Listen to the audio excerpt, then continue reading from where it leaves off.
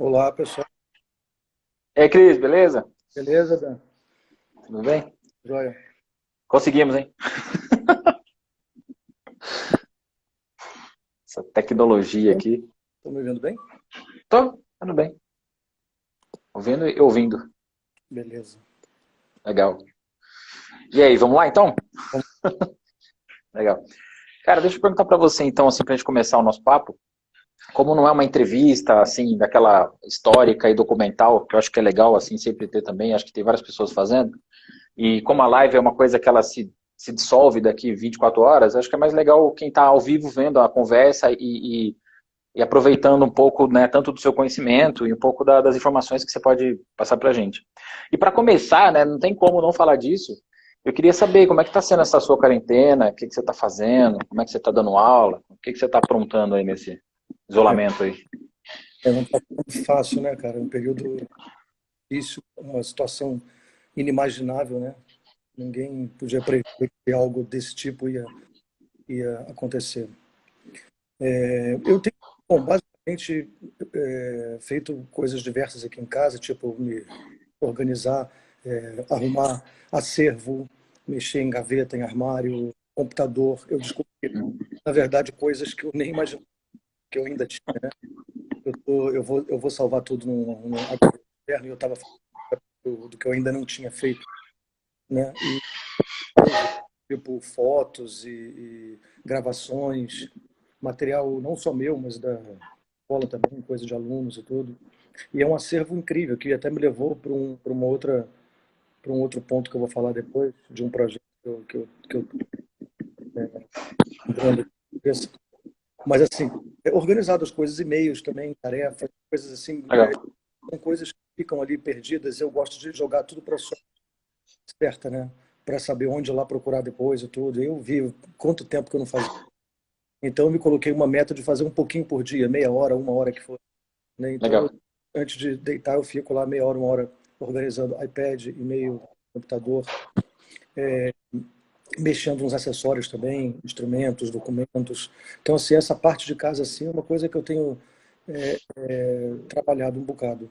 Na questão de atividade, a gente tem feito com os alunos lá uma proposta de vídeo, né, gravações de vídeos com material que a gente Legal. passou no período, no começo do ano, a gente se reuniu Sim. e fez tarefas, atividades nomeadinhas, A1, A2, A3, até A15.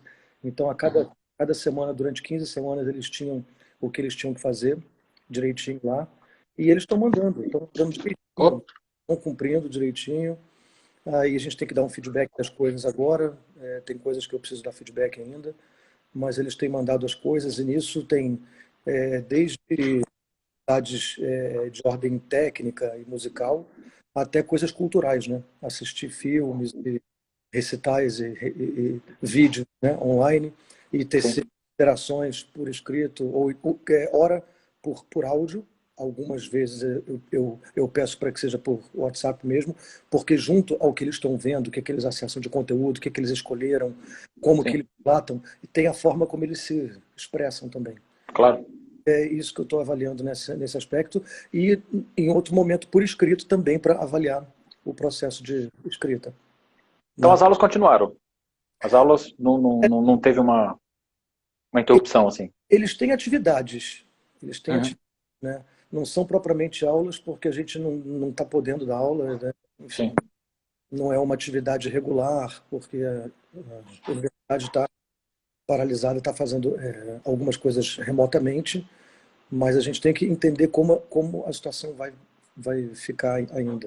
Mas eles têm Sim. produzido. O que eu queria é que eles produzissem, né? E eles têm feito isso. Eu tenho lido também, tenho lido coisas sobre música, improvisação, livro do Erickson, Carl Anders Erickson, direto ao ponto. Indico esse Sim. livro. É um livro maravilhoso. O Erickson é um craque, então vale muito a pena.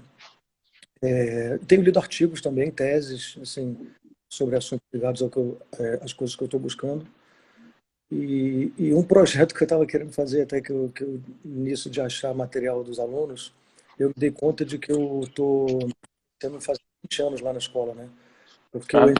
o meu concurso é de 2002 mas eu entrei em 2000 já como substituto. E Certo. tomando tudo, tem 2 décadas de trabalho. E Aham. comecei a lembrar de tudo que ficou, do pessoal que passou por aqui. Tenho vontade de fazer uma espécie de um memorial, que eu não sei ainda como vai ser, mas eu tenho que ter um memorial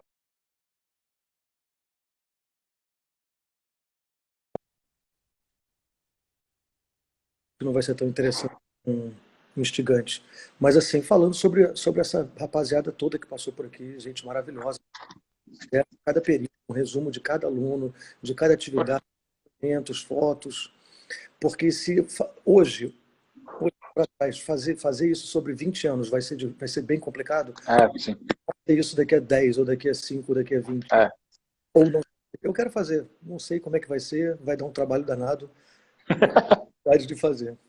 Mas vai... E vale a pena, porque também o cara, você tem um curso de excelência na FRJ, acho que é o primeiro curso de clarineta no Brasil, né? Assim, é uma coisa histórica, tem, pô, Jorleno, você tem toda uma história da clarineta que você teve que assumir uma cadeira que vem de muitas coisas, tem um peso histórico, um peso fantástico ali, né? Você tem, né, personalidades da história do instrumento do Brasil. E você assumiu uma cadeira importantíssima e você formou muito aluno, né? Você continuou com essa excelência sempre renovando, que eu sei que você tem uma curiosidade com coisa nova, você está sempre mexendo nesse programa, fazendo a coisa caminhar de um jeito interessante. E esse curso de excelência é muito legal. E o que eu queria que você explicasse um pouco, porque assim, além do curso da graduação, como é que você pensa essa graduação, né? Porque o aluno vem e estuda. Eu queria que você falasse também do mestrado, porque começou a ter um guarda-chuva maior agora na FRJ, que é muito legal, né? Essa coisa das pessoas poderem, depois que se forma, voltar, né? Como eu sei que vários alunos que estarão nesse memorial que você vai fazer voltaram para fazer um mestrado depois, né? É. Queria que você pudesse falar um pouco dessa ideia, como é que você está levando tudo isso e falar um pouco para a gente. Cara, o mestrado foi uma dádiva, assim, porque eu adoro fazer o que eu faço, adoro dar aula, adoro estar com os alunos, e o pessoal de graduação é muito legal, mas assim, o curso de mestrado é uma oportunidade, porque eu adoro aprender, eu adoro adquirir conhecimento e tudo, e é um trabalho que eu aprendo muito, cara. Legal. Esse pessoal é muito bom, é um pessoal que já chega com um lastro muito denso, então a gente tem uma troca muito boa, assim, eu estou encantado, assim, só o pessoal de Clareta já passou bastante gente, eu já trabalhei com vários que se formaram, quer dizer, vários, assim, o curso deve ter uns 5 anos, eu já devo ter formado mais pessoas, mas assim, só de clarineta veio o Diego lá do Sul, o Sim. Thiago do Rio, o Wesley, o César, e esses foram meus alunos, né? Então, assim, poder trabalhar com cada um deles, e eles chegam com temas muito legais, incríveis, Nossa. né? O Diego veio falando sobre a obra do Bruno Kiefer, que é uma coisa muito Poxa. cara dele, né? Uma obra lá de um grande compositor do Sul, e ele gravou um CD, o CD ficou incrível. Então, assim, foi muito gratificante trabalhar com ele, é um amor de pessoa, e foi maravilhoso. O Thiago fez sobre as valsas do Mignone, né? Foi um trabalho maravilhoso, ele também gravou. A gente ainda vai lançar o disco, a gente está conversando sobre algumas coisas aí de direito, mas o que ele fez no processo dele do mestrado foi maravilhoso, é muito gostoso trabalhar com ele. Ele foi meu aluno também, né, na graduação, como César. César foi aluno na graduação, veio falar sobre transcrições na obra de Villa-Lobos para os congêneres, né? Requinta, clarineta, clarone, pegou o concerto de saxofone com a transcrição para clarineta, a, Poxa. os choros dois ficou com requinta e clarineta em vez de flauta, né? Legal. A fantasia concertante com clarone no lugar do fagote, do Villa-Lobos, né? Uhum. E a outra peça foi Baquianas 6, que ele fez com Olha. clarone no lugar do fagote. Ficou incrível, um desempenho brilhante, assim, foi muito bom. O Wesley, por exemplo, falou sobre a interação cênica, né? Olha. E com um repertório contemporâneo muito bom, trabalhou de uma maneira muito séria. O que ele cresceu assim no curso foi uma absurda. Então, assim, de fato, assim, eu fico muito ansioso sempre a cada ano para ver quem vai entrar, com quem que a gente vai trabalhar. E só que tem sido mais difícil a cada ano, né? Porque no começo a gente tinha tipo 30 para 15 vagas, hoje a gente tem 80 para 17 vagas. Então, cada vez tem Nossa. cada vez tem tido mais concorrente, né? E muito preparado. Mas a gente tem, nossa, os nossos músicos são maravilhosos. A Sim, gente tem sim. classe de clarineta no Brasil que é admirável. A gente tem que dar É. valor, porque é de tirar o chapéu. Se a gente olhar para Uhum. todos os cantos do Brasil, o nível que a gente tem é realmente admirável. É a minha opinião. Acho que você também acha. Não, eu acho, te concordo plenamente, assim, porque eu acho que só falta um pouco de autoestima, né? Acho que tudo no brasileiro tem essa questão da falta de um pouquinho de autoestima, de entender que realmente existe uma escola. Né, nós tivemos grandes professores, tem hoje formação de. Todas as faculdades têm excelentes professores que formam excelentes músicos. Então, assim, é uma questão mais de acreditar e de entender realmente. Ter uma escola e a gente criar, né, essa coragem, assim, de dizer, né? Você falou essa coisa do mestrado, eu acho muito legal essa questão de voltar para a faculdade, né? Eu tive a chance de fazer um mestrado agora na USP, e é um pouco isso, porque quando você está no meio profissional, a coisa é muito rápida, né? Pô, você toca em orquestra, você sabe, a coisa é muito, né, fazendo recital e tocando, a vida passa num segundo, porque você tem que praticar o negócio e fazer a coisa acontecer. E aí quando você tem a chance de voltar, porque a faculdade tem essa questão da reflexão, né? Que eu acho que às vezes, por intérprete que está ali na linha de frente todo dia, você não tem muito tempo para ter essa reflexão extremamente, né, dentro de um processo. Eu acho que a academia gera isso. E essa coisa do profissional aí no Rio, eu acho que é bem interessante porque estimula o cara que toca, né?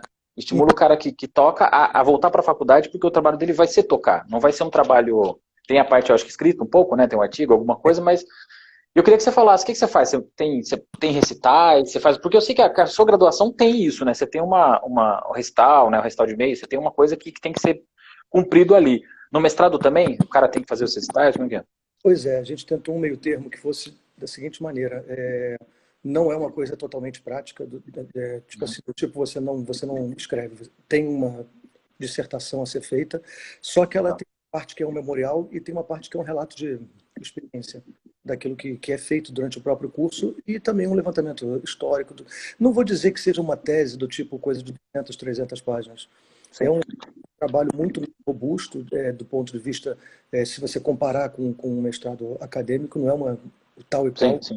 Aham. mestrado, mas a parte prática é bem pesadinha. Tem recital sempre, tem jornadas a cada semestre, tem uma jornada acadêmica, artística, e assim, a gente pode fazer tanto na linha pedagógica quanto na linha de práticas interpretativas, né? Tá. Então, assim, mas o foco é realmente no recital, na parte prática, e aí usando toda essa base que as pessoas trazem já de antemão. Legal. E o que você fez aí nesses 20 anos na graduação? O que você deu de programa? O que você mudou aí? Porque eu tenho uma história, eu não sei se é verdade que o programa do Joeleno tinha os cadernos, é isso mesmo? Que nem o Conservatório de Paris, né? Que eram cadernos que tinham que ser cumpridos, assim. O que aconteceu, assim? Esses cadernos ficaram mais gordinhos? O que rolou, assim? Cara, é muito bom você estar perguntando isso. Muito bom você estar perguntando isso. Porque, em primeiro lugar, a base que o Jair Leno deixou é incrivelmente robusta, impressionante. O Jair Ah, Leno era aficionado pela França, pelo Conservatório de Paris, sim, pela escola, pelos professores,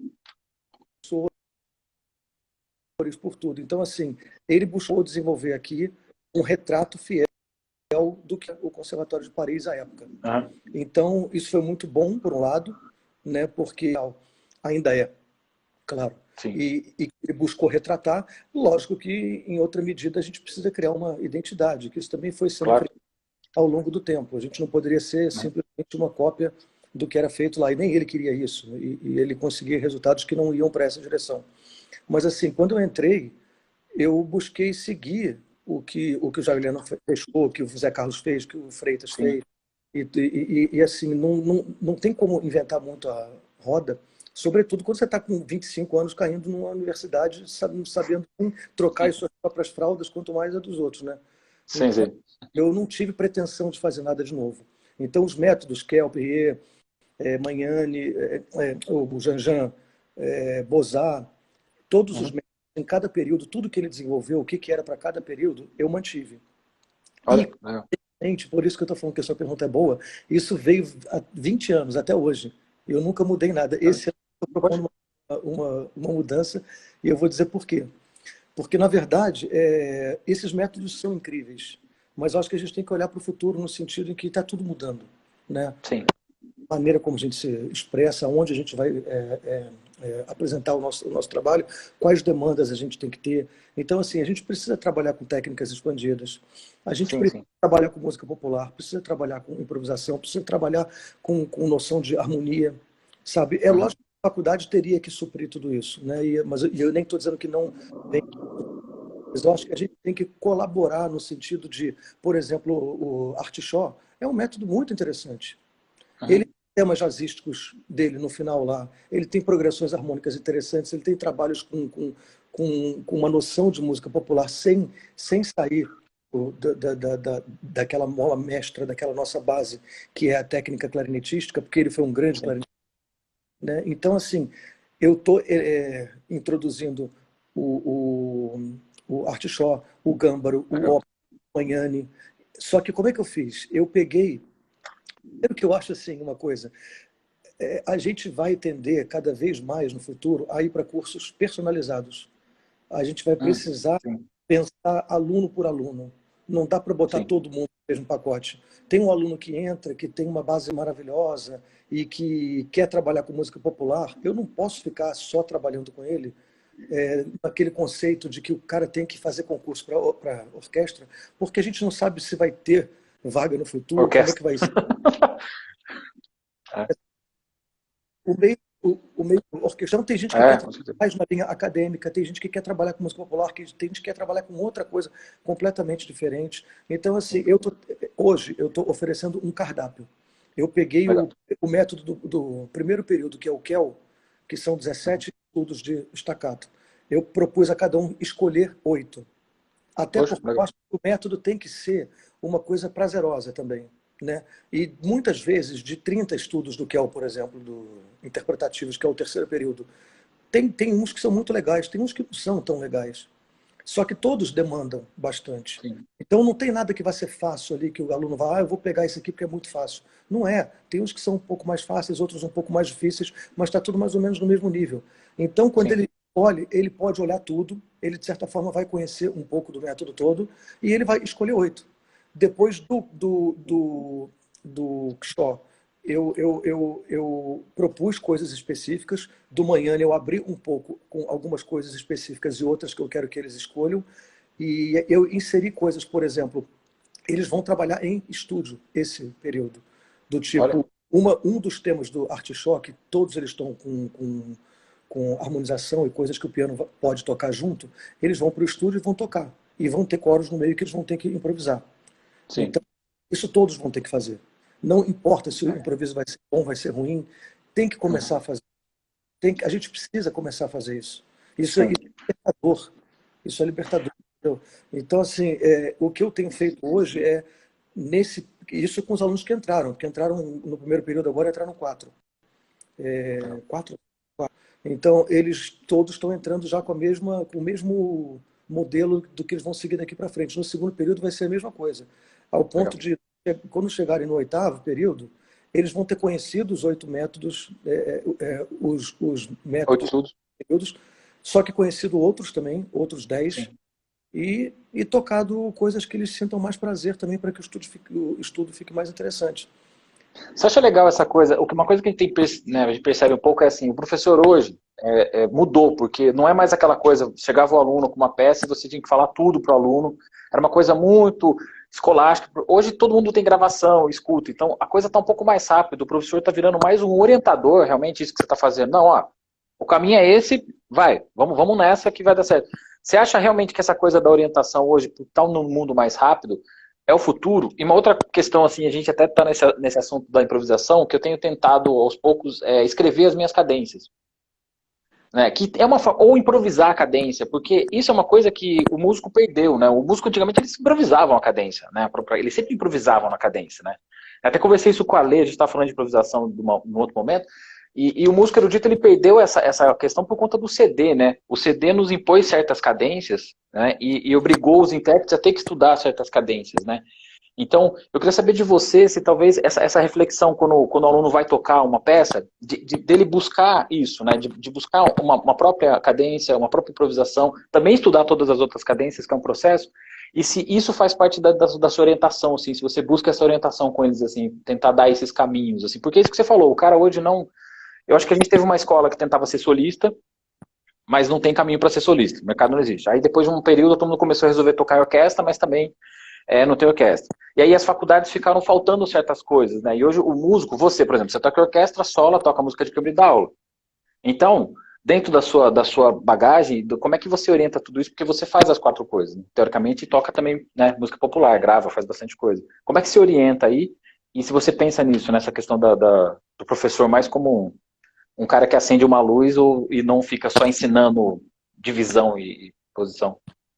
Essa a primeira parte da pergunta foi sobre a questão da orientação. Sim, eu concordo com você. Eu acho que no que está acabando cada vez mais essa coisa de receita de bolo, né? Sim.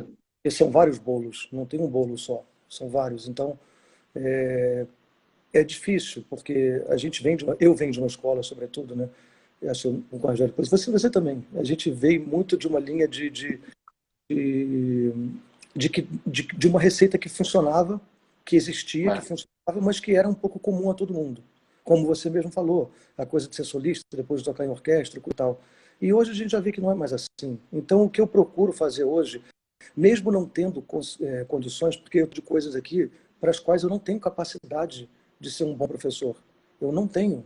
Eu não tenho capacidade de ser um bom professor de improvisação, porque eu não sou um bom improvisador. Eu não sou o Alê, eu não sou o Proveta, nem no sonho, nem você nunca na vida, porque não me acho nem com um quinto da capacidade deles.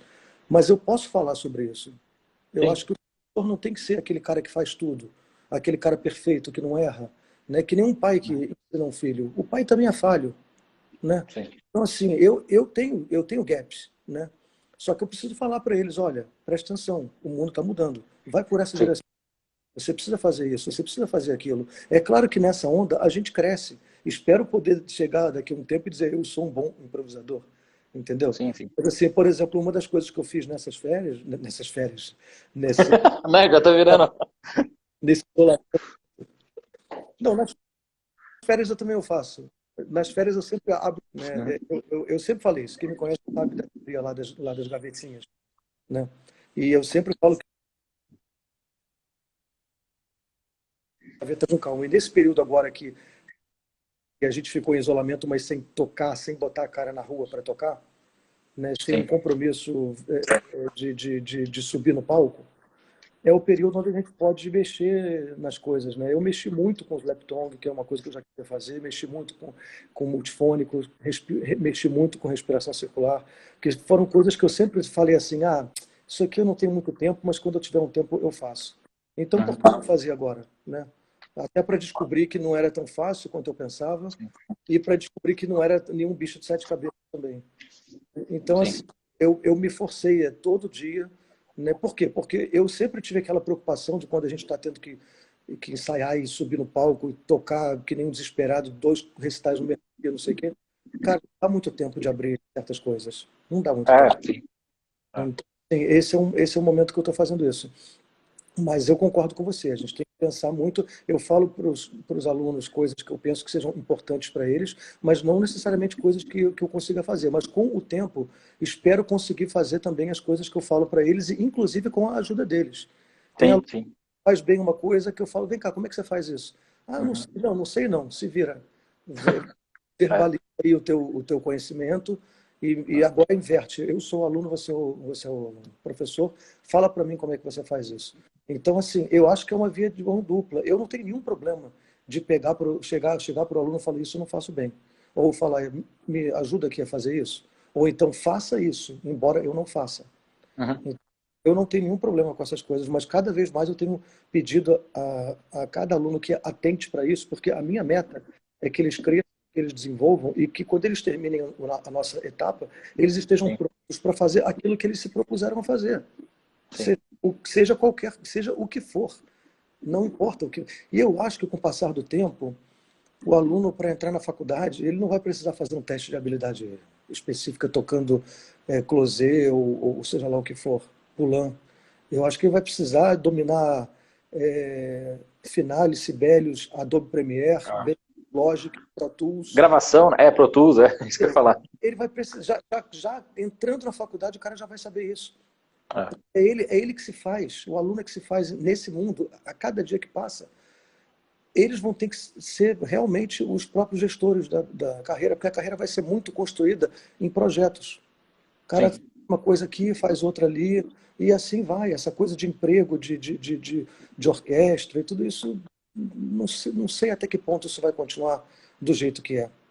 Não, eu partilho da mesma opinião. Eu não acho que o músico, essa coisa de emprego. Mas na verdade, nem orquestra com emprego fixo hoje, se você for parar no Brasil, tem muito pouco, assim, porque mesmo uma orquestra que são CLT, você tem uma instabilidade, né, uma estabilidade de questão de orçamento, né, como teve no Teatro Municipal do Rio, essa questão do orçamento, que você fica sem salário. Então, essa palavra estabilidade já não existe para músico e vai da reflexão de entender assim, poxa, mas como é que eu posso, de uma maneira ou de outra, inovar? E tem eu sou péssimo para nome, tem um economista francês, se você lembrar o nome dele, que a tese de doutorado dele é baseada em olhar o músico e apontar para a sociedade que sempre quando você quer saber como é que vão ser as relações de trabalho no futuro, olha para o músico. Então, é muito interessante isso, porque o compositor que estava lá na corte, um outro rei também queria, o cara deu um contrato para ele, então começou a ter um contrato de trabalho, né? E aí você tem orquestras estatais durante o período, e hoje a gente vive essa coisa do freelance e de batalhar com projetos, que isso é um futuro, porque acaba muita gente, outras profissões estão olhando um pouco a profissão e vendo que o futuro vai acabar sendo um pouco isso. Estabilidade é uma coisa meio pro fim, assim. E pensando nessa coisa do projeto, é sempre interessante isso que você falou, mostrar oportunidades para o aluno, porque se você chega para ele só com uma cartilha, né, um menu, o cara, na hora que ele sair da faculdade, ele vai fazer o quê? E se ele acabar a faculdade? Porque tem acontecido muito de alunos pararem no meio, porque tá vendo que aquilo ali não vai dar um futuro, né, dentro dessa ideia. Mas eu queria, assim, uma coisa que eu sempre vi de você, assim, é uma coisa que é muito legal, porque eu até falei isso outra vez, que os professores, né, a gente tem uma relação com os professores, quer dizer, eu nunca tive a chance de ter aula com você, mas chega uma fase que a gente começa a aprender com a postura do professor, né? E você é um cara que sempre teve uma postura muito ética, você sempre foi muito correto, e uma outra coisa muito legal é essa bandeira que você levanta da música brasileira, você sempre tocou muito a música brasileira, né? Muito. Então, eu fiz uma viagem agora com o Domitila, que você estreou o Domitila do Ripper, né? Então, assim, várias coisas que eu comecei a tocar de música brasileira, que eu tenho trabalhado um pouco mais com ópera, que o Rio tem uma produção de música brasileira muito grande, que é incrível, né? Vocês estão produzindo muita música, tem um hábito de estar tocando a música, e você sempre levantou essa bandeira e mostrou essa postura, né? Tá aí, se você tá com os compositores. Eu queria saber de você, se você coloca isso no programa também da faculdade, como é que você trabalha isso com seus alunos, essa coisa da música brasileira? Porque eu sinto em você, não aquele intérprete passivo, né, que pega a peça e tal, eu sinto em você essa coisa do intérprete provocador. Tem um tema novo agora que é esse aí. É o intérprete que provoca o compositor, né? Escreve, faz alguma coisa para mim. E você sempre foi assim, né? Eu queria que você falasse um pouco dessa sua relação com a música brasileira, com os compositores. Eu fiz 10 perguntas em uma só, né? E, e depois você pode até emendar com a história do estúdio já para ajudar também. Ah, não, então, Daniel, eu nisso que eu estava pesquisando coisas no meu computador e ajeitando, eu encontrei também muita coisa de trabalhos de final de período. A cada final de período, eu tenho feito mais isso porque eu não moro mais numa casa, enfim. Agora é um apartamento, mas eu morava numa casa que tinha espaço, coisa e tal. E todo final de período, a gente fazia uma roda de choro com feijoada ou com churrasco. Então, cada aluno tinha que levar 3 choros, sendo 2 de memória, e depois podia abrir o álbum e continuar tocando. Eu levava o regional, eu levava violão, cavaco, pandeiro, e a gente ficava lá. E assim, era uma coisa que era muito divertida, porque a gente ia na piscina, jogava bola, fazia tudo, mas eles tinham que tocar choro, fato. Né? Cara, isso foi muito bom. Foi um período muito legal, durou um bom tempo, e eu acho que é uma coisa muito salutar, porque era atividade acadêmica mesmo, contava nota. Entendeu? Ó, acabou de entrar aqui, ó, Carlos Chaves. Ele ia de cavaco. Era o nosso cavaco lá. E nas rodas de choro. Então, assim, isso é uma coisa que eu lamento não ter mais, porque não tem espaço, enfim. Mas, assim, há tempos atrás, a gente chegou a ter 5 obras por período. Tinha um concerto, uma sonata, uma peça característica com piano, uma peça solo e uma peça camerística. Depois a gente reduziu 4, chegou a 3, agora voltou para 4, enfim, fica indo e vindo. Mas, assim, imperativamente, a gente tem uma obra brasileira. Porque não é possível que de uma sonata, uma peça solo, um concerto e uma peça característica, a gente não consiga ter uma que seja brasileira, pelo menos. Então, assim, era uma questão obrigatória. Na formatura, eles têm que cumprir determinados itens. Tem que ter peça de século XVIII, XIX, XX, XXI, peça com piano, peça concerto, peça brasileira, tem que ter. Só que muitas vezes esses 8 itens que eles têm que cumprir, eles cumprem com 4 peças. Porque às vezes tem uma peça que é século XX e brasileira. Sim, sim. Então, enfim, dá um jeito, né? O cara se arruma ali. Não, é porque não é que tenham que ser 8 peças, né? Depende da quantidade. Mas assim, mas eles têm que cumprir tudo isso. Por quê? Porque é para dar um panorama, que ele vai se formar, ele vai mostrar um pouco de cada estilo, ele vai tocar coisa de música de câmara, ele vai tocar um concerto mais robusto, ele vai tocar uma peça brasileira, vai tocar uma peça solo, com técnicas expandidas de preferência, algo que seja... Porque tem que ter coisa do século XXI, enfim. Eu acho que tem que ter a coisa... Eu acho que é um compromisso, um pouco, que a gente tem com a música brasileira, mas mais do que um compromisso, eu acho que é uma porta de entrada, porque eu fico vendo as coisas e eu acho que o caminho é a internet, né? É a grande rede. Mas, assim, tem muita coisa boa, mas tem muita coisa ruim também, né? E eu acho que só a gente sabe o que a gente tem de melhor para oferecer. Se é uma sonata de Brahms, grave uma sonata de Brahms. Se o que você tem de melhor para fazer é isso, faça. Eu não acho que um brasileiro não possa tocar bem uma sonata de Brahms, entendeu? Mas eu acho que é muito difícil algum estrangeiro tocar música brasileira como a gente toca. Eles vão tocar e podem tocar, e tem muita gente que toca muito bem. Mas a gente convive com isso desde criança, entendeu? Então, assim, não é que você, para tocar um concertinho de Mignone, você tenha que ter 10 anos de prática de choro para ir indo para a roda todo dia. Não é isso. Mas, assim, venhamos e convenhamos que faz uma diferença, né? Sim. Que nem o Brahms deles, né? Que nem o Brahms do alemão, né? Ele tem uma relação com aquela música que é uma relação já de infância, de ouvido. É o que a gente tem com a música brasileira. De um jeito ou de outro, os nossos compositores brasileiros, eles têm essa escola que puxam por essa coisa do afetivo, de uma música que está no nosso cotidiano, né? Eu acho que é isso que é. Porque eu acho que a gente é muito oprimido pela política do sucesso. A gente tem que fazer sucesso. Tem que fazer. Se eu for para gravar um disco, eu tenho que gravar uma coisa que ganhe Grammy. Se eu for fazer um recital, tem que ser para ser histórico. Não tem que ser nada. A gente tem que oferecer o que a gente tem de melhor para oferecer ali. Se eu vou gravar um disco e gravo um disco de Lacerda e eu me sinto bem, é isso que importa. Depois que o disco está pronto e que eu olho para aquilo e falo assim, porra, sensação de dever cumprido. Eu adorei gravar isso. Foi importante para mim, foi importante para o compositor, foi importante para o nosso legado, para a música brasileira. Para mim está valendo. Porque assim, o que é o grande sucesso? É fazer um disco e vender 10 mil cópias? Não vai vender. Nem com Sonata de Brahms. Nem com Sonata de Brahms vai vender. Não vende mais. Ninguém vende mais isso.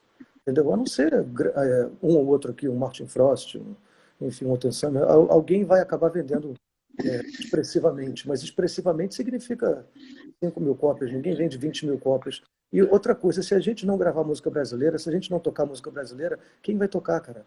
Quem é que vai conhecer a música brasileira, né? Se a gente não divulgar?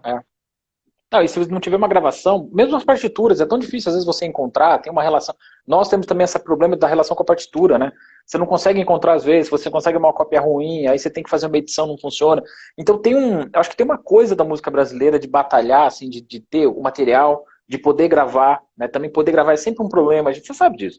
Né? Você deve estar trabalhando no estúdio, a viúva não deixa. Aí você já traçou todo um projeto de uma vida que você ficou ali 5 anos, 4 anos sentado pensando.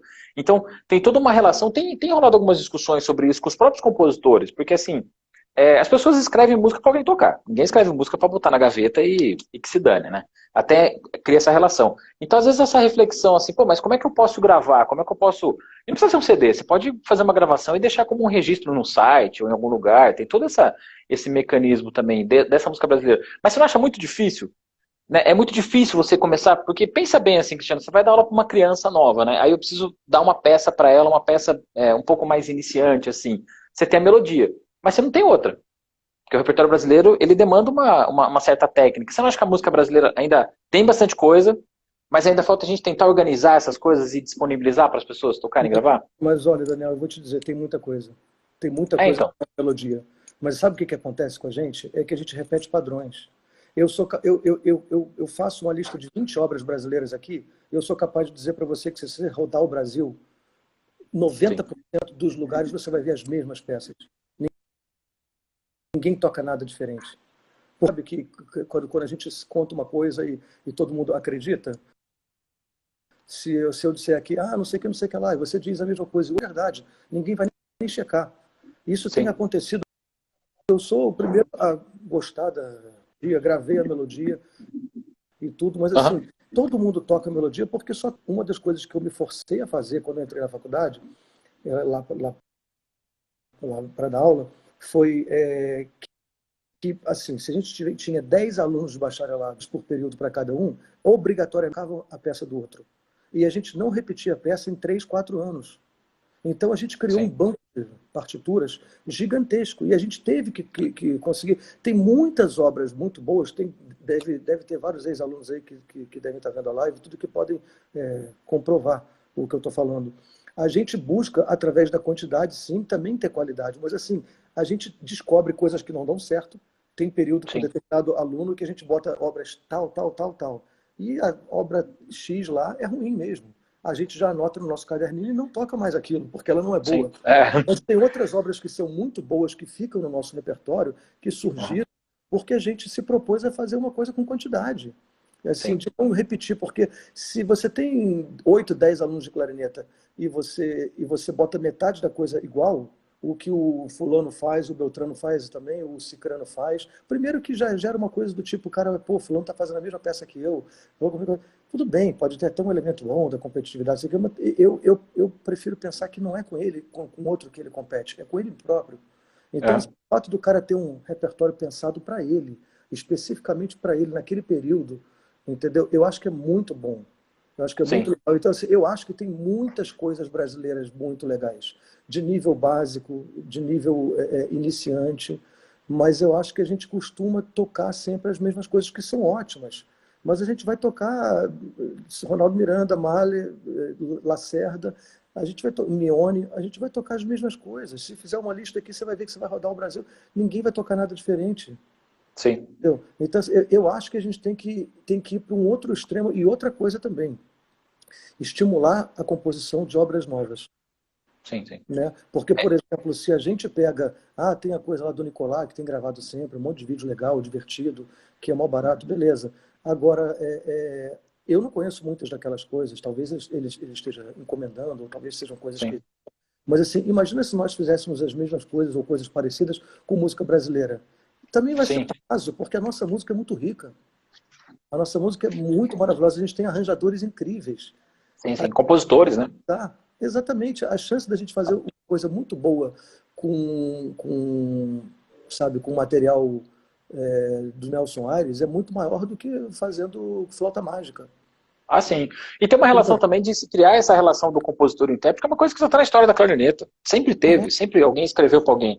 E eu sinto que pelo menos aqui em alguns ambientes que eu trabalho, tem um pouco dessa abertura do cara escrever uma peça, você fala para ele, tá legal, mas isso aqui vai dar muito trabalho, ou essa relação que você está colocando aqui não vai funcionar. E aquela coisa, se a peça for extremamente difícil, as chances das pessoas tocarem são muito menores, né? Você tem que também escrever uma peça que não que seja fácil, mas que tenha o idioma do instrumento, né? E isso quem tem que ensinar, às vezes, é o intérprete, realmente. Eu acho que a gente tem essa função também de chegar para o compositor, ou o próprio Caricrico com o Magnus, né? O cara sentou com o cara e falou, isso não funciona. Isso funciona. Sempre tem essa relação. Esses intérpretes de hoje, eles sentam com os caras, não que eles compõem junto, mas o gesto musical, o que ele coloca, o que o compositor escreve, são coisas que o intérprete faz bem. Então isso cria uma relação e aumenta o repertório, faz o repertório crescer, né? E quando é um clarinetista que está lhe dando uma opinião, falando que isso funciona ou não, a peça tem chance de ter uma coisa idiomática melhor, e os alunos vão ter um pouco mais de prazer para tocar. Então acho que essa coisa, às vezes, do clarinetista também buscar ter um compositor amigo, né? Você tem vários, né, Cristiano? Vários caras escrevem para você Mas, olha, e tem essa troca. A maior parte das coisas que eu recebi, eu pedi. Algumas vieram assim, o cara escreveu uma peça aqui para você, beleza. Mas outras, fulano, escreve um negócio para mim. Escreve um negócio para mim, entendeu? E eu acho isso tão legal, essa coisa da gente receber uma peça, que eu acho que é um gesto de carinho. Alguém te ofereceu uma peça, te dedicar a uma peça, eu acho que é uma coisa tão carinhosa. Entendeu? E eu acho ele gastou tempo naquilo, né? Ele gastou uma energia, pensou em você, tem todo tem uma energia naquilo, né? uma entrega Se para eu você puder daquilo. gravar, eu gravo. Se eu puder Sim, gravar, sim. não me importa que 70% achem aquela peça mais ou menos, ou 80%. Eu acho legal. Se eu gostei, se eu acho que vale Uhum, a pena gravar, eu vou gravar. Até sim, porque, como eu falei, de Sonata de Brahms ou qualquer outra coisa, eu posso gravar um negócio desse. Posso gravar na minha vida, de repente, um dia Sonata de Brahms. Mas depois que eu sim. gravar tudo que eu tenho vontade de gravar antes. E eu acho que Aham. provavelmente eu nunca vou gravar uma Sonata de Brahms, porque eu tenho muita coisa brasileira antes para gravar. Porque não porque eu seja bairrista ou entendeu, patriota, não é isso, mas assim, porque eu acho que é um compromisso.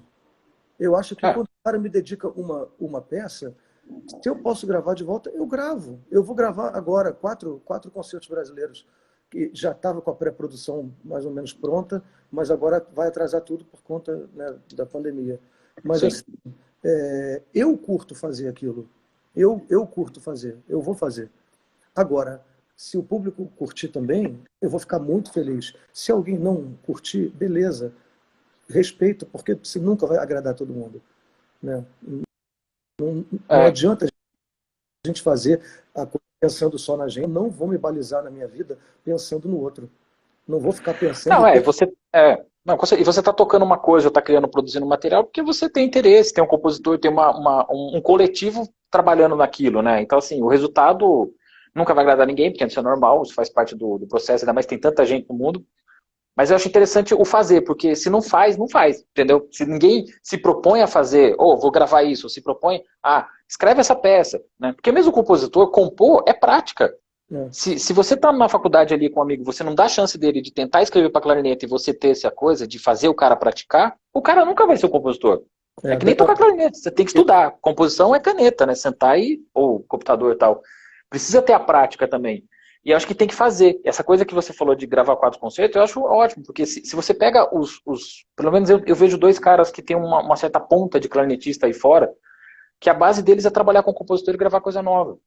Né? Eles gravam uma coisa que é o Cari Crico e o Martin Frost. Se você pega a carreira do cara, é só peça nova e ele tem uma lista de compositores amigos que eles sentam e fazem as coisas com os caras. Eu vou te dizer Então, duas coisas. Duas coisas.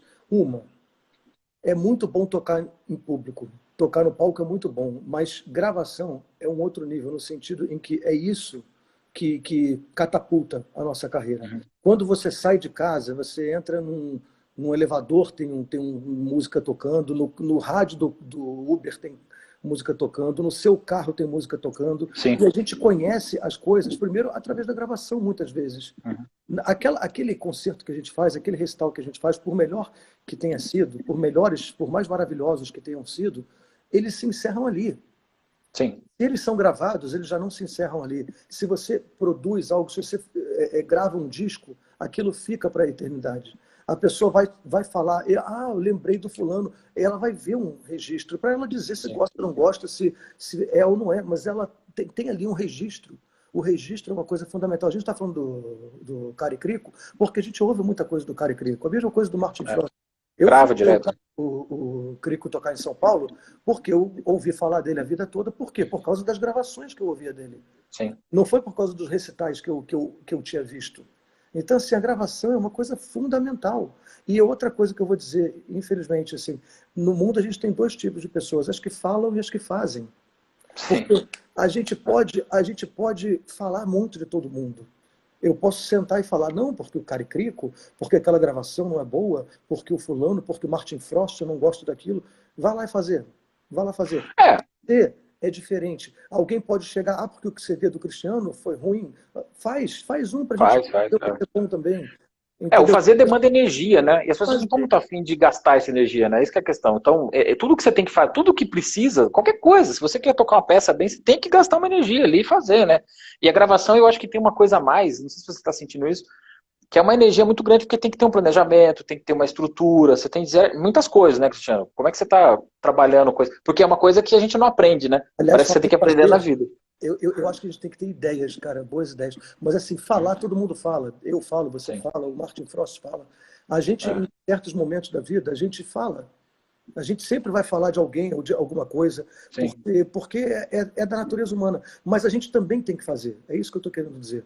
A Sim. gente tem que sair da inércia de só falar e também fazer certas coisas.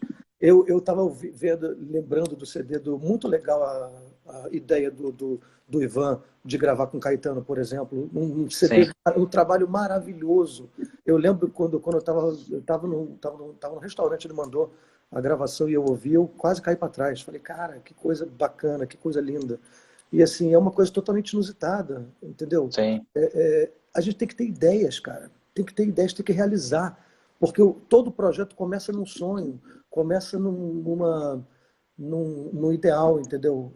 Você perguntou da gravação lá no estúdio. Eu estou cuidando do estúdio aqui, que era do Serginho, do Sérgio Roberto de Oliveira, compositor, Sim. que faleceu vai fazer 2 anos agora. Aí eu estou cuidando lá e a gente tem produzido muita coisa. Em 1 ano e meio, a gente produziu 9 discos. A gente Poxa. já está com um catálogo de 47, agora está saindo mais 47 CDs, quer dizer, todos os outros feitos no período anterior, quer dizer, com ele vivo, né? Uhum. E está sendo muito legal, porque é uma experiência muito enriquecedora. Agora, é um pilar de resistência, porque o Serginho tinha feito um estúdio voltado para a música brasileira contemporânea. É. Então, lá gravava todo mundo que queria fazer coisa camerística, erudita, contemporânea, brasileira. E no começo tinha muito trabalho. Hoje em dia diminuiu bastante por várias razões. Tem menos pessoas gravando, tem restrições hoje de orçamento, de tudo, de apoio, de incentivo, de fomento. Tem muita gente que tem o seu próprio estúdio. Então, assim, não é fácil. A gente teve que fazer uma reengenharia lá para entender como seguir tocando o estúdio, mas está indo. Tem muita coisa boa sendo feita, muita coisa legal. Depois eu posso mandar para quem quiser o nosso catálogo, ou então entrando Pô. no site, a Casa Estúdio, ou entrando aqui no próprio Instagram nosso aí. Tem muita coisa legal sendo feita, muita coisa camerística, e assim, coisa popular também. A gente faz muita coisa de ensaio, tem gente que ensaia, É. o Jaquinha, Joyce, MPB4, o Quarteto em Si, Marcelo D2. A Massa. gente faz de tudo lá, entendeu? Mas, assim, sobretudo gravação, a gente tem feito muita coisa erudita que dá muito orgulho, sabe? Dá muito orgulho.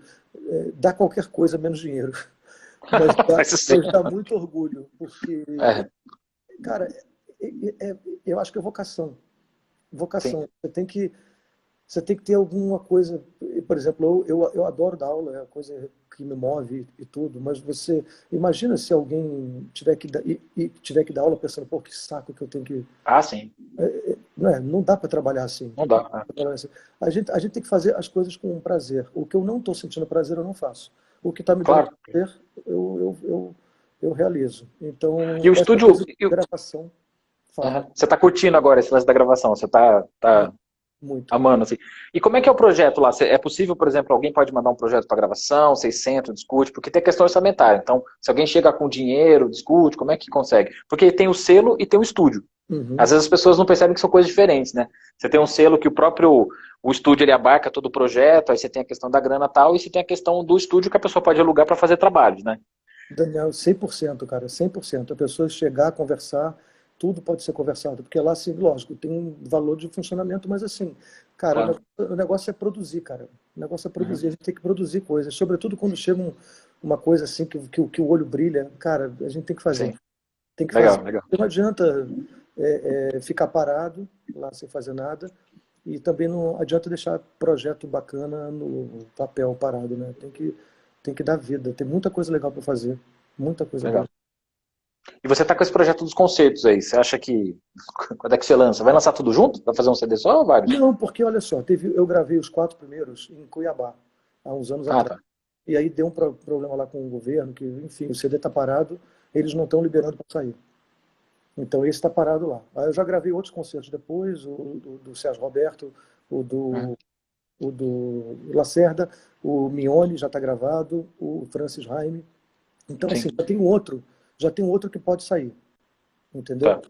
Aí o outro, que é o que está sendo, que já tem a pré-produção, vai acabar que vão sair uns 3 juntos, entendeu? Tá. Eu acho que assim, os 13 primeiros concertos, 12, 13 daquela leva, devem sair juntos agora. Eu espero que até o fim do ano. E tudo concerto com orquestra ou você fez algumas formações diferentes? Tudo com orquestra? Tudo com orquestra. Trampo, hein? Mais trampo ainda. Tem uns que são só cordas, né? Ah, tá. Mas Não, tudo, mas mesmo assim, né? Continua dando trabalho, né?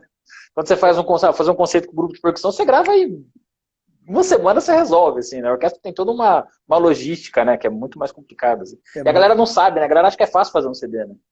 Acha que é sentar, gravar e, pra isso aí, não. Tem um mundo de coisa, né? Acho que Mas não tem muita noção. é que nem correr uma maratona, cara. Começa com a primeira passada. Se não tiver a primeira passada, não tem as outras. Você tem que criar coragem e sair. Daí no meio você vai sofrer. Mas você quer desistir no meio, né? Não, você vai sentir vontade de desistir 40 vezes. 50 vezes. Mas você tem que dar o primeiro passo. Né? Sim.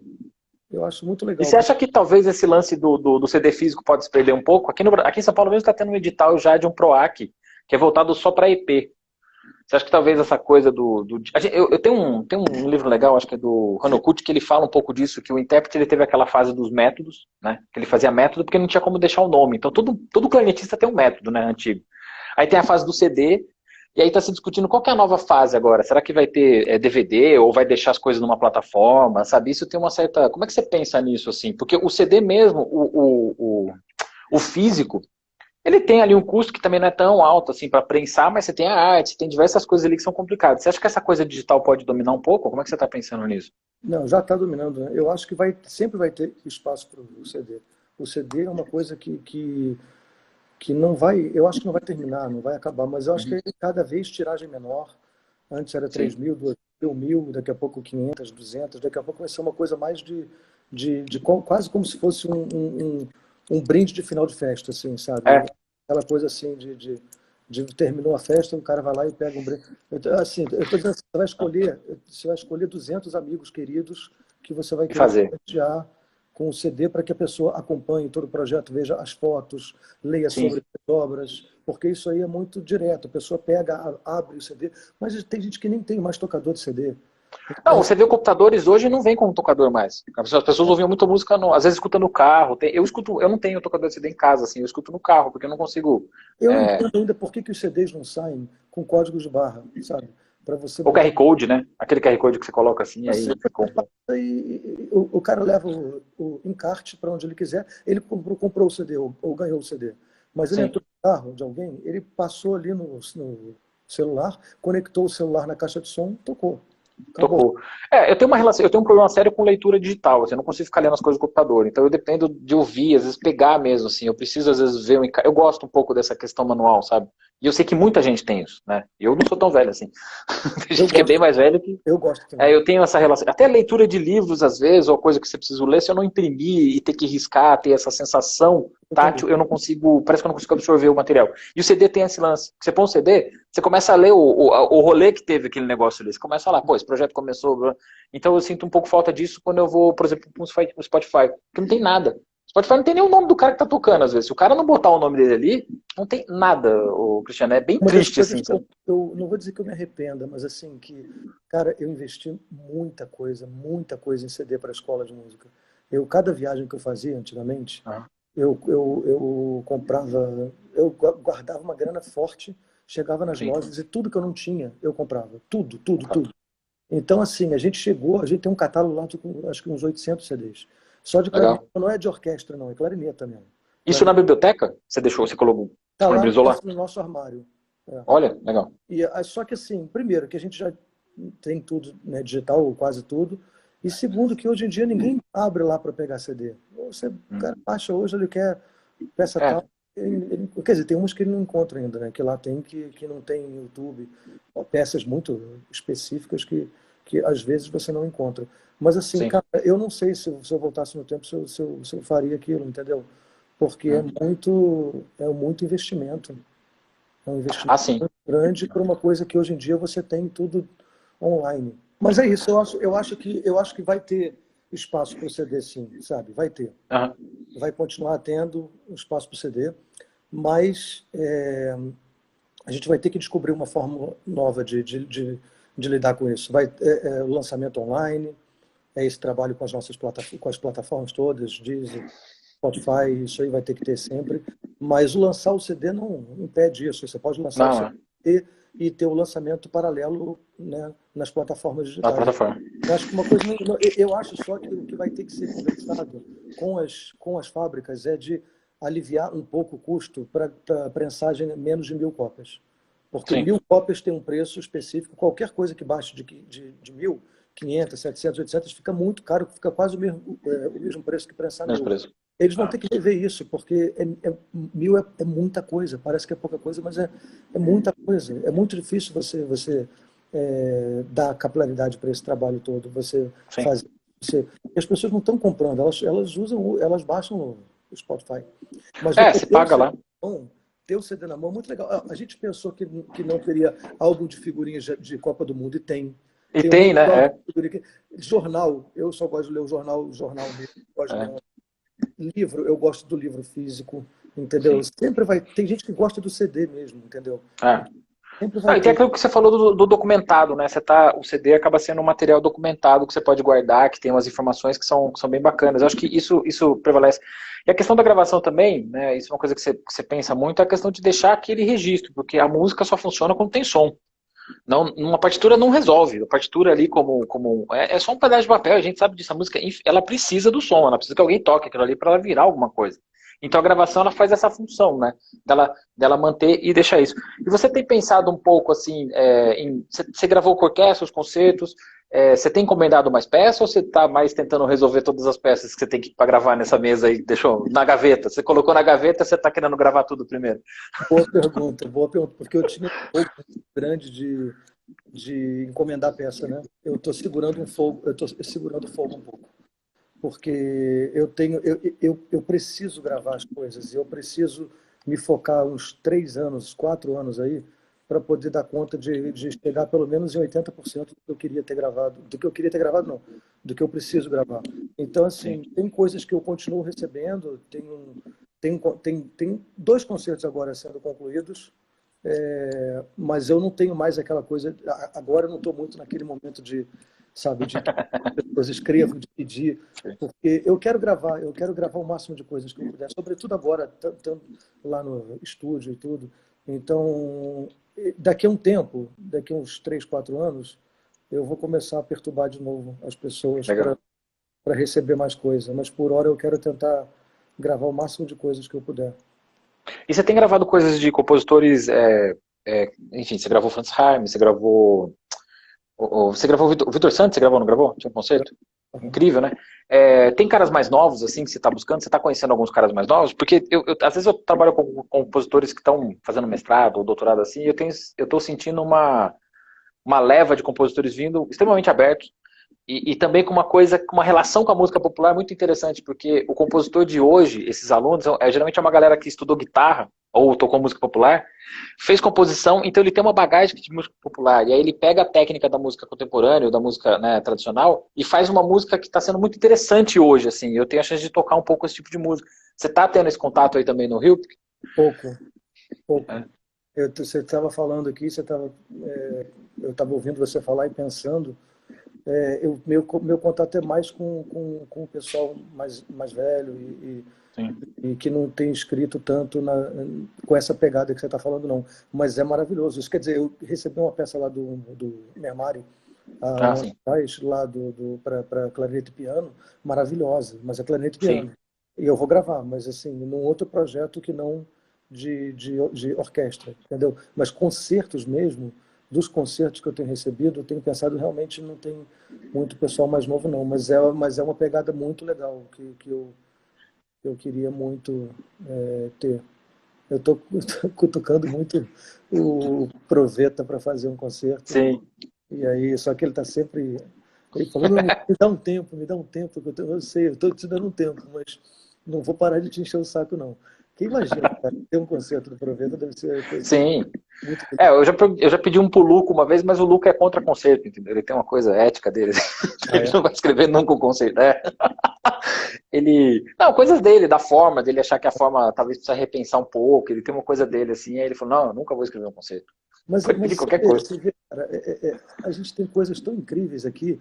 Eu acho que é muito legal a gente poder fazer um concerto como Magnus, como Corleone, Sim, sim. enfim. Só que, cara, a gente tem coisas tão maravilhosas, né? A gente tem um país tão rico, com Sim. compositores tão maravilhosos, com uma música tão incrível. Cara, a gente tem muita coisa para fazer. Nossa, ainda, cara. Muita coisa. Não que a gente não possa fazer música de outros países, mas assim, cara, a gente tem. Pô, se a gente cutucar um aqui, outro ali, espreme o Mermar, espreme o Proveta, espreme o Luca, espreme no sentido de, né, porque todo mundo está Não, sempre sei sim. trabalhando muito. A É, gente, pô, Paulo Sérgio, imagina ter um concerto do Paulo Sérgio, sim. né? Aí, mas óbvio que ele ia tocar, ele ia gravar. Mas assim, pô, a gente foi que nem o Vicente. Sim. Vicente Alexim, que foi um menino que eu digo que bem mais novo que eu, né? Foi meu aluno e morou nos Estados Unidos um tempão, fez mestrado, doutorado lá, mas agora voltou. E ele é um Hum. compositor maravilhoso, cara. Além, ele ainda toca piano pra caramba. Toca piano. Legal. Vocês viram o vídeo dele agora? Ele Não gravou vi, não vi. Não. ele tocando piano e clarineta, né? Ele é genial, cara. Ele é incrível. Ele é incrível. Ah, e vale, né? Vale essa coisa. É, mas é isso que você falou. Se você não ter essa provocação de provocar o cara para escrever, também o cara não pratica e também não cria-se o hábito de escrever, né, pro clarinete. Então vale essa também, sempre essa provocação, assim, pô, escreve alguma coisa, nem que seja às vezes uma peça solo, porque um concerto também é uma coisa mais complexa, né, que demanda essa questão da orquestra, essa questão de uma escrita mais pensada, assim. Cara, agora eu queria fazer uma pergunta um pouco mais, saber, assim, o que você acha, você já até falou um pouco nessas suas últimas respostas isso, assim, sobre essa questão do futuro, né, porque o clarinetista, de um jeito ou de outro, né, todo mundo a gente está tendo que se reinventar, né? Eu falo todo mundo porque às vezes eu converso um pouco, mesmo com o Serginho, com o Montanha, os caras já estão se reinventando, já estão se pensando. E essa coisa da internet é uma coisa que todo mundo nunca ficou tão perto assim, né? Então, a gente tem muita coisa no YouTube, infelizmente, que são muitas coisas terríveis, né? Às vezes alguém contando a história do clarinete, aí você quer morrer vendo aquela pessoa contando a história, em que tem a chance de, por exemplo, ter um vídeo seu, mas é difícil achar aquele vídeo seu, que você conta a história do planeta, ou você tem o Serginho falando da história do planeta. Então, às vezes esses caras não estavam tão afim de estar no YouTube falando tal, são especialistas, poderiam estar lá dando esse toque. Você acha que agora, no futuro, todo mundo vai ser obrigado a estar nesse meio aqui, nessa Cara, internet aqui? depende, sabe por quê? Eu acho assim, a gente não tem que se forçar a fazer algo que a gente não queira ou não faça bem. Mas eu acho que dentro das habilidades que cada um vai ter que desenvolver para gerenciar a carreira, para alavancar, cara, vai ter, por exemplo, se expressar, se comunicar, entendeu? Tem um monte de coisa que eu vejo assim, tem vídeos maravilhosos que eu vejo de pessoas incríveis, 500 visualizações, 1.000 visualizações. Aí, às Ah, vezes, sim. tem vídeos assim que eu falo, gente, o que é isso? O que essa pessoa está falando? Aí vai 200 É, visualizações, é, entendeu? Então, assim, só que eu tiro o chapéu também, sabe por quê? Porque a pessoa que falou uma coisa que eu achei não tão apropriada num vídeo com 200 mil views, pode melhorar naquele aspecto técnico, mas assim, cara, a pessoa que consegue fazer isso, ela consegue se comunicar. Fato. ah, sim. Eu E não sei 200 o mil que ela, pessoas viram aquilo, né? É. eu não sei o que uma pessoa faz para ter 100 mil, 50 Ah, mil, 300 mil. Eu não sei, porque eu não conversei com a pessoa que fez isso. Mas sim, o fato é que a pessoa tem. Então é porque a pessoa prendeu a atenção de alguém, o que o boca a boca funcionou, o que está sendo útil para um monte de gente. sim. Então, às vezes, a gente tem que se despir de algumas coisas, dessa coisa da sapiência, de sermos os donos do Ah, conhecimento, sim. de que não sei o que. Cara, às vezes a pessoa tem um baita conhecimento e não sabe passar, É. entendeu? Eu não acho que eu seja um cara que me expresse bem, assim, no sentido de ser cativante ou carismático. Eu não acho. Eu acho que eu nunca fui, entendeu? Uhum. Então, se eu decidisse entrar na rede e viver disso, ou trabalhar para ser conhecido, sei lá o quê, eu ia ter que aprender a me comunicar de uma outra forma. Em primeiro lugar, eu acho que eu ia ter que aprender a gostar disso, porque Sim. eu não curto muito. Não curto muito o que eu estou dizendo assim de, sabe, vou entrar no Insta, vou publicar todo dia, vou não sei o que. Cara, Uhum. às vezes eu me forço a fazer uma coisa ali, outra ali. Eu tenho, sei lá, deve ter 20, 30 publicações, não sei quantos anos que eu estou aí. Eu acho importante, eu acho legal, eu acho uma ferramenta legal, mas assim, eu ainda não engrenei com essa parada, entendeu? E tem uma E coisa da perspectiva também, né? É porque você também tem uma coisa assim, de você publicar, às vezes a gente está fazendo as coisas, a gente está fazendo, ou está tocando e tal. E aí o cara fala, mas você nem publicou o que você está fazendo. Cara, então, porque eu não tenho essa perspectiva de sempre querer publicar o que eu estou fazendo, entendeu? porque eu estou fazendo alguma coisa e eu não tenho tempo, às vezes, de publicar o que eu estou fazendo, porque eu estou muito envolvido e com essa energia do estar fazendo o negócio. E essa coisa que você falou é importante, assim, porque você tem que sempre publicar. Tal. Tem gente que tem uma habilidade para isso, eu não tenho também essa habilidade, eu não tenho essa expertise toda de sempre publicar ou sempre marcar. Hã? Comunica bem, você se comunica bem. Não, eu posso falar mais ou menos, mas essa coisa de ter essa mídia social é uma coisa que realmente tem que aprender. Uma coisa que eu tenho sentido... Hã? Sabe por quê também? Porque tem muita gente, muitas vezes se a gente é excessivamente crítico, a gente não produz. Pra caramba. E gravação, você não tem isso. Você grava as coisas, você tem que ficar ouvindo, você fala assim, não, não vou colocar. Várias vezes, assim. Não ponho, né? A gente tem uma coisa também de ter uma necessidade, um senso crítico que é extremamente, às vezes, você mostra para outras pessoas e fala, ah, tá lindo, tá maravilhoso. Aí para você que tem uma coisinha assim, isso é uma coisa que talvez a gente só tem que repensar, né? Porque esse senso crítico, assim, é muito... Não sei, você tem um senso crítico? Ele tem que existir, tem que existir. Mas o que eu estou querendo dizer é o seguinte, de repente, vale mais a pena a pessoa publicar uma coisa que teve alguma informação ou outra ali que poderia ser melhor elaborada, ou melhor transmitida, mas assim, se você quer fazer o teu trabalho circular, você precisa estar fazendo sempre. Não adianta fazer hoje, não fazer, daí ficar um mês sem fazer, daqui a 2 meses fazer de novo, não adianta. Então, assim, tem que produzir, tem que aprender a se comunicar. Então, eu acho que no futuro as pessoas vão entender definitivamente que elas vão se produzir. Elas vão fazer o próprio arranjo, elas vão fazendo, dominam o programa de editoração de partitura, aí domínio de edição de vídeo, edição de áudio, o cara já monta tudo em casa, tem um home studio e faz um programa, faz um negócio para uma pessoa aqui, faz um negócio para uma pessoa lá, escolhe se vai tocar com um cantor tal, vai fazer cachê numa orquestra, dá um recital, vai dar aula num festival não sei aonde. É assim. A pessoa vai trabalhar por demandas e elas vão ter que ser multitasking total, multi-instrumentista também, uma coisa que a gente colocou lá. A gente conseguiu comprar para a escola um clarone e uma requinta há uns anos atrás, então assim, eles não têm motivo para não tocarem, tem uns que até têm os próprios instrumentos, outros não, mas assim, no período eles têm que tocar obras, têm que tocar as valsas Mignone, eles têm que tocar obras que são para requinta e para clarone, para trabalhar com gêneros também, porque o músico hoje tem que trabalhar outras coisas, entendeu? Não estou dizendo que ele tem que tocar clarinete, saxofone, flauta, reco-reco, pandeiro, não é isso, mas assim, dá para trabalhar minimamente bem, bastante bem, no caso, com requinta, clarone e clarineta, dá para trabalhar com a nossa família, pelo menos. Entendeu? Tem muita coisa que a gente agrega valor à nossa prática clarinetística quando a gente toca clarone e vice-versa. Entendeu? Então eu acho que a gente vai ter que ter essa coisa de se liberar distante de partitura, sabe? Decorar, né? As coisas mais memorizadas, de se produzir, de improvisar, entendeu? Isso aí vai ser necessário. E eu estou falando de que eu sou de uma geração muito engessada. Eu sou muito engessado, entendeu? A gente vai ter que se desengessar. A gente vai ter que ser capaz de trafegar por outras esferas, porque não é orquestra que vai segurar o emprego a vida inteira, banda militar. Nem tem orquestra mais, né? Não sei se vai ter tanta orquestra daqui a tanto tempo, né?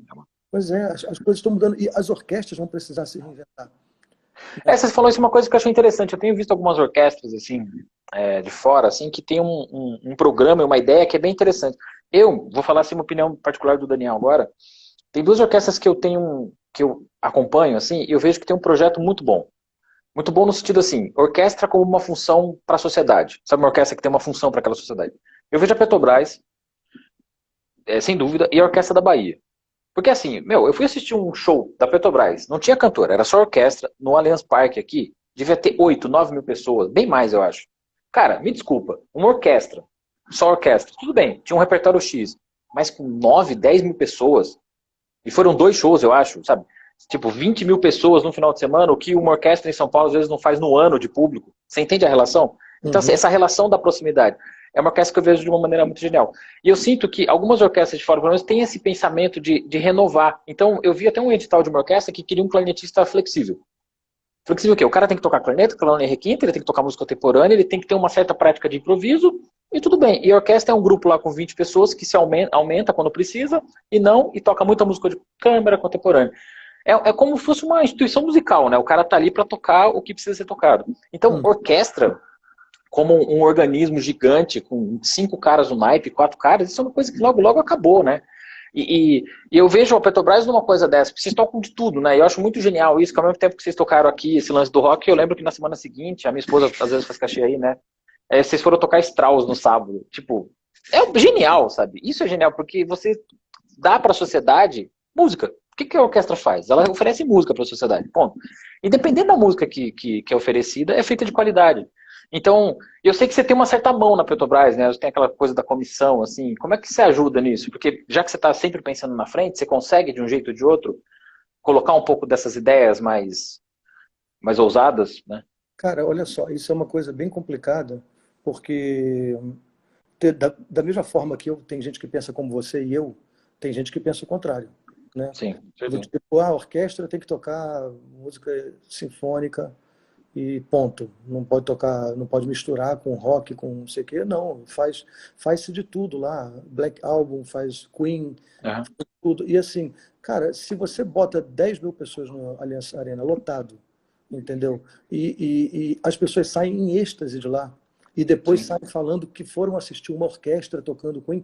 Não importa que a orquestra, no meu modo de ver, a orquestra está tocando Queen, ok, mas é uma orquestra. Não é, não é o Queen, não existe mais o Fred Mercury. Enfim, só que as pessoas saem impactadas e dispostas a assistirem a orquestra mais vezes em outros lugares, Sim. inclusive no Teatro Municipal, tocando Strauss. Entendeu? Então, assim, não adianta a gente achar que a gente vai renovar público só fazendo as mesmas coisas que a gente faz. Se a gente deixar de fazer o que a gente faz no Teatro Municipal para fazer só isso, eu acho que é um problema.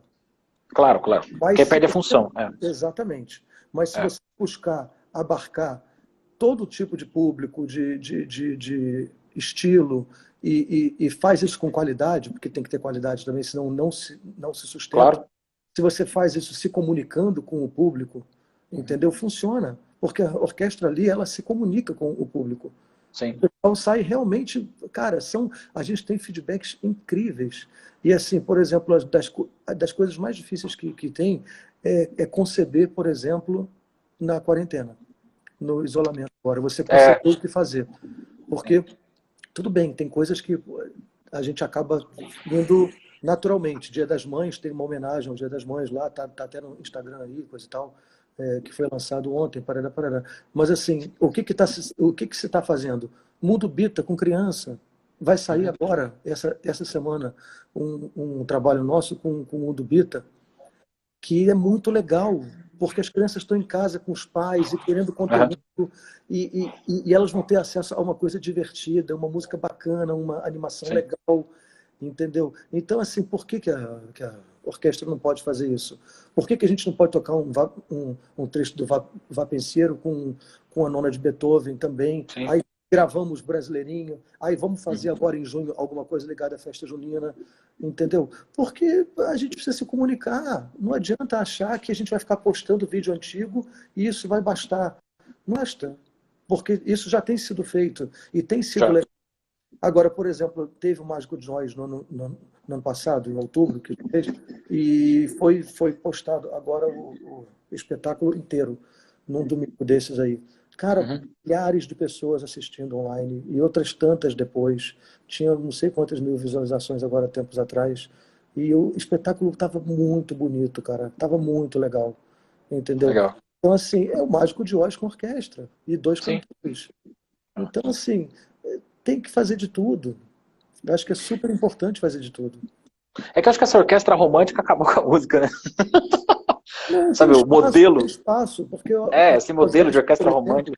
A OSESP cumpre um papel fundamental e eles são Não, sim. a grande referência da música erudita no Brasil, na América Latina, uma das grandes orquestras no mundo. E tem público, o cara quer assistir o concerto da OSESP tocando o repertório e tal. Cara, a gente não tem pretensão de se equiparar à OSESP. Nem precisa, né? Você acha que precisa? Não tem necessidade. Eles vão fazer o que eles estão fazendo maravilhosamente bem, como a Filarmônica de Minas, entendeu? E outras orquestras vão cumprir uma outra função. Acho que tem espaço para todo mundo, que nem a gente, né? A gente tem vários clarinetistas maravilhosos no Brasil, Eu não vou dizer que fulano é melhor que Beltrano, não, cada um é um. Cada um tem um estilo. Eu adoro, porra, um monte de gente aí, todo mundo tocando pra caramba, e cada um tem o seu estilo, não Sim. é? O que eu falo para os alunos, esse negócio de cópia, ninguém é cópia de ninguém, entendeu? Se você É. está copiando alguém, você vai ser a melhor versão do fulano, e não a melhor versão do seu. Porque o cara vai querer ver o original, né? Não vai querer ver a cópia, né? Então, não tem nem por que você tá nessa. Cara, a gente falou bastante, hein? Opa, Não, mas falou coisas boas, acho que a galera gostou. espero que o pessoal tenha curtido aí. A gente falou Também tanto acho. de se comunicar, como é que a gente se comunica com esse povo todo aí, para saber o que eles acharam? Eu acho que depois a live fica. Eu vou deixar ela na página, e aí você pode até ver e eles vão estar falando, assim, a gente pode até comentar depois, assim. Fala aí, Eu não pessoal, tenho. fica. É. Eu achei legal, assim, às vezes essa coisa da gente estar conversando de música, a gente tá falando de clarinete, tal. Tem muito Fala vídeo que na internet sobre. um finalzinho aí. O Lucas botou um. A Ainara também. Tem muita gente falando de como fazer staccato, tem muita gente dando essas aulas por aí. Eu acho que aqui, que a gente tá só batendo um papo, às vezes nem rola muito, né? É. O Hamilton E Policarpo falou que gostou. o Elaine, tudo bem? Quanto tempo? A galera boa aí. Vem aí, Juju. Juju? Eu quero... Jojo Clary. O Thiago Teixeira tá aí, ó. Thiago tá aí? Tá aí, Thiago Teixeira. Espera aí que eu vou resolver. Janderson. Pô, até o Batista tá aí, ó. Ó, o Batista. Beleza? Nosso professor. Lá na escola, estamos te esperando, hein? Ainara, Jojo. Verdade, Cristiano. Foi seu aniversário ontem, não foi? 10, né? Foi ontem, foi ontem. Valeu. Obrigado, Lucas. Deu atrasado, mas deu, né, Lucas? Você sabe que é engraçado porque eu tô sem Facebook, né? Aí eu tô tendo que anotar eu preciso anotar os aniversários na agenda. E ontem eu sabia que era aniversário de alguém. Eu achava que era. O meu é 7/7. 7/7.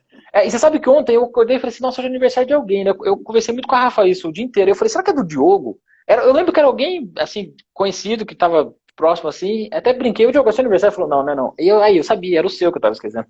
Tá vendo? Aí, entrou o Flávio agora. Não, beleza. Maravilha. Legal, cara. Muito boa a conversa. A gente tá distante, mas tá sempre perto. Valeu, Dan. Isso aí. E espero que você fique bem aí. Espero que a gente volte a se encontrar em alguma coisa. A gente faz um junto. Legal, Cris. Valeu, galera. Beijos aí. Valeu, galera. Pode ter contato pelo Instagram. Agora você é mais ativo, hein? Legal. Vou adicionar todo mundo lá. Isso aí, Cris. Legal, meu. Valeu. Grande abraço pra você. Viu? Abração, Daniel. Tudo de bom. Vamos se cuidando, querido. Falou. Tchau, tchau. Tchau, tchau.